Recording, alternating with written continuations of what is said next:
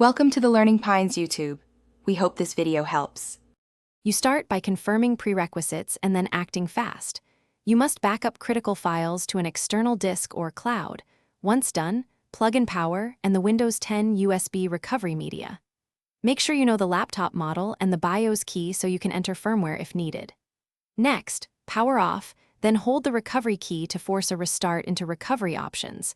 This avoids wasting time on guessing. You'll know why when you see the recovery environment appear. Once in the recovery environment, choose Troubleshoot and try automatic repair first. It often fixes boot-critical issues.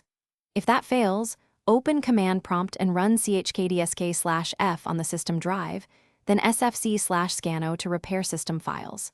Afterward, run bootrec/fixember, bootrec/fixboot, and bootrec/rebuild to restore boot configuration.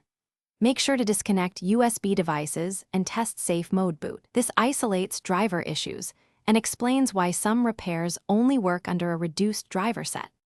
You finish by validating system stability and removing recovery media, then reboot to confirm normal startup.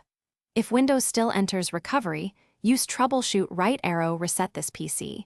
Choose Keep My Files for a lighter recovery or remove everything for a clean reinstall. Make sure to check BIOS boot order if it boots to USB repeatedly. If problems persist, note exact error codes and use system, restore points, or manufacturer recovery tool.